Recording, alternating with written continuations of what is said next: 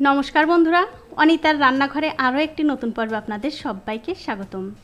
আমি আজকে একদম ঘরোয়া পদ্ধতিতে বাঙালি স্টাইলে খাসির মাংস রান্না করে দেখাবো কেমন করে রান্না করতে হয়। তো খাসির মাংস রান্না করার জন্য একটা কড়াইতে দিয়ে দিচ্ছি সাদা তেল।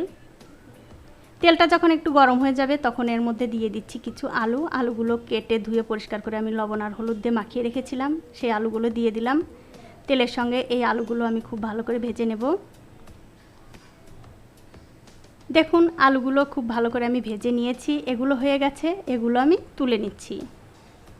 তুলে নেবার পর ওই তেলের মধ্যে ফোড়নের জন্য দিয়ে দিচ্ছি গোটা জিরা, সাদা এলাচ, তেজপাতা, শুকনো লঙ্কা আর কিছু গোটা দারচিনি দিয়ে দেওয়ার পর তেলের সঙ্গে এই ফোড়নটা সামান্য একটু ভেজে নিয়ে যখন দেখবেন ফোড়ন থেকে সুন্দর একটা গন্ধ বেরোচ্ছে তখন এর মধ্যে দিয়ে দিতে হবে পেঁয়াজ কুচি। এই ফোড়নের সঙ্গে পেঁয়াজগুলো আমি একটু ভালো করে ভেজে নেব। তবে বন্ধুরা, খাসির মাংস রান্না করার সময় কিন্তু তেলের পরিমাণটা একটু বেশি লাগে। তেলের পরিমাণটা একটু বেশি দিলে খাসির মাংসগুলো খেতে ভালো লাগে। এখন আমি তেলের সঙ্গে এই পেঁয়াজগুলো ভালো করে ভেজে নেব।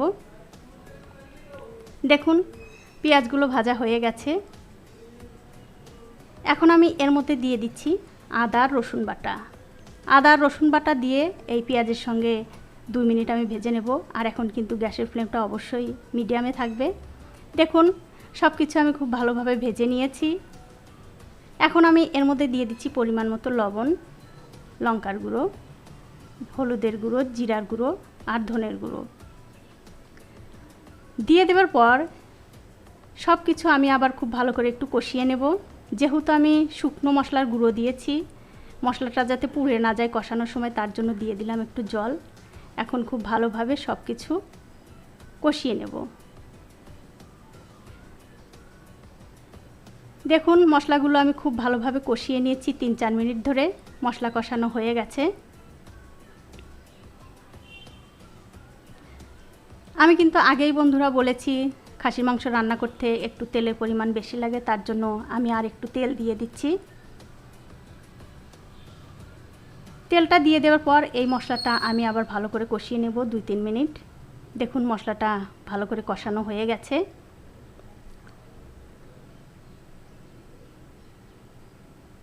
এখন আমি এর মধ্যে দিয়ে দিচ্ছি আগে থেকে ধুয়ে রাখা খাসির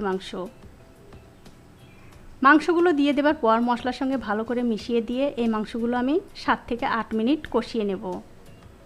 আর আমার এই ছোট্ট চ্যানেলটি যারা সাবস্ক্রাইব করেছেন তাদেরকে অনেক ধন্যবাদ, আর যারা সাবস্ক্রাইব করেননি তাদেরকে সাবস্ক্রাইব করে নেওয়ার অনুরোধ রইল।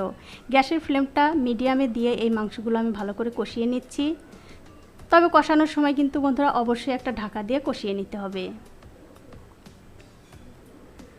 7-8 মিনিটের মাঝে আমি ঢাকাটা একবার তুলে নিচ্ছি। তুলে নিয়ে এই মাংসটা আবার ভালো করে একটু নাড়াচাড়া করে দিচ্ছি, তাছাড়া কিন্তু নিচে লেগে যেতে পারে। দেখুন গ্যাসের ফ্লেমটা মিডিয়ামে রেখে মাংসগুলো আমি খুব ভালো করে কষিয়ে নিলাম। আমি আবার ঢাকা দিয়ে এই মাংসটা কষিয়ে নেব।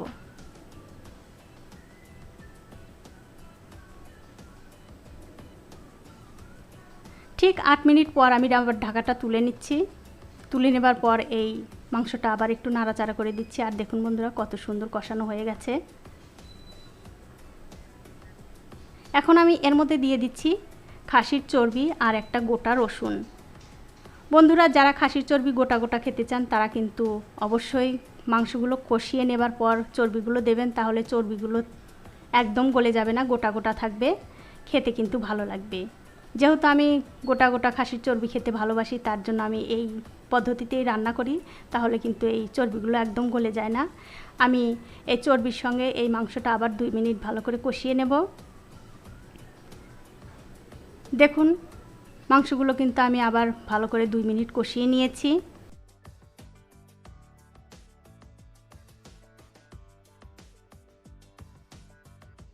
এখন গ্যাসের ফ্লেমটা বাড়িয়ে দিয়ে এর মধ্যে দিয়ে দিচ্ছি আমি গরম জল।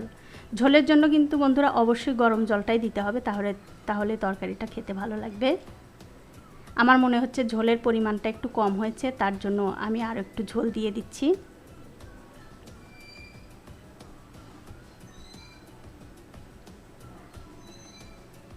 দিয়ে দিয়ে দেওয়ার পর আবার একটু মাংসের সঙ্গে এই ঝোলটা ভালো করে মিশিয়ে দিয়ে এই তরকারিটা আমি একটা প্রেসার কুকারে দিয়ে দেব।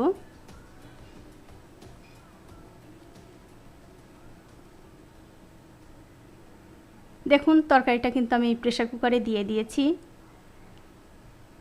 এখন আমি এর মধ্যে দিয়ে দিচ্ছি আগে থেকে ভেজে রাখা আলু।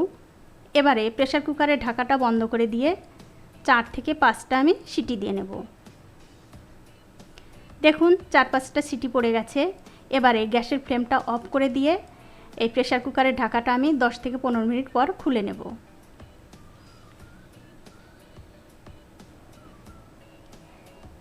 ঠিক 15 মিনিট পর আমি প্রেসার কুকারের ঢাকাটা খুলে নিচ্ছি। দেখুন তরকারিটা কিন্তু হয়ে গেছে। আর এবারে আমি দেখে নিচ্ছি মাংসগুলো ভালো করে সেদ্ধ হয়েছে কিনা। দেখুন মাংসগুলো কিন্তু সেদ্ধ হয়ে গেছে। এখন আমি এর মধ্যে দিয়ে দিচ্ছি গরম মশলার গুঁড়ো। আর কষিয়ে নেবার পর প্রেসার কুকারে দেওয়ার আগে আমি এই চর্বিগুলো আবার তুলে রেখেছিলাম। অনেক সময় দেখা যায় প্রেসার কুকারে এই চর্বিগুলো দিয়ে সিটি দিলে চর্বিগুলো একদম গলে গিয়ে তরকারিটা তেলতেলে হয়ে যায়, তখন কিন্তু খেতে ভালো লাগে না। তার জন্যই আমি তুলে রেখে এই প্রেসার কুকারে মাংসগুলো সিটি দিয়ে নিয়েছি। এখন আমি এই তেল আর গরম মশলা দিয়ে এই তরকারিটা আবার 5 মিনিট রান্না করে নেব।